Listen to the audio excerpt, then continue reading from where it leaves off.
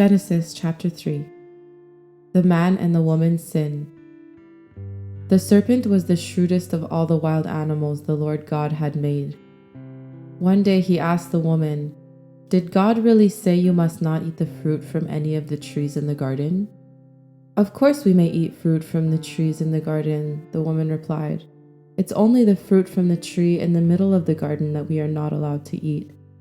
God said, 'You must not eat it or even touch it. If you do, you will die.'" "You won't die," the serpent replied to the woman. "God knows that your eyes will be opened as soon as you eat it, and you will be like God, knowing both good and evil." The woman was convinced. She saw that the tree was beautiful, and its fruit looked delicious, and she wanted the wisdom it would give her. So she took some of the fruit and ate it.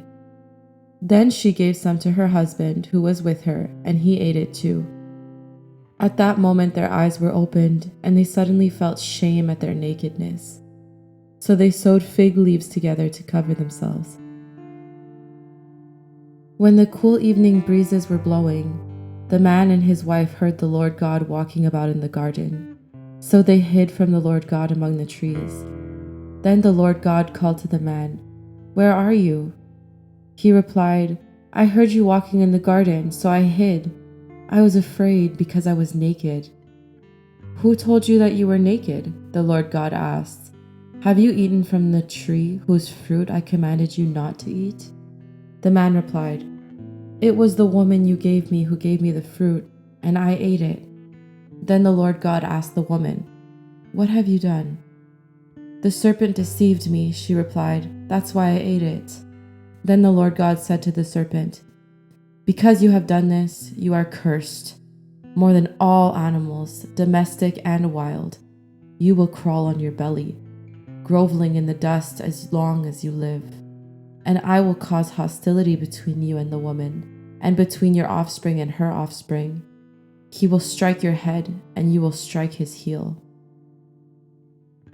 Then he said to the woman, "I will sharpen the pain of your pregnancy, and in pain you will give birth. And you will desire to control your husband, but he will rule over you." And to the man he said, "Since you listened to your wife and ate from the tree, whose fruit I commanded you not to eat, the ground is cursed because of you. All your life you will struggle to scratch a living from it. It will grow thorns and thistles for you, though you will eat of its grains. By the sweat of your brow you will have food to eat until you return to the ground from which you were made. For you were made from dust, and to dust you will return." Then the man, Adam, named his wife Eve, because she would be the mother of all who live. And the Lord God made clothing from animal skins for Adam and his wife. Then the Lord God said, "Look, the human beings have become like us, knowing both good and evil.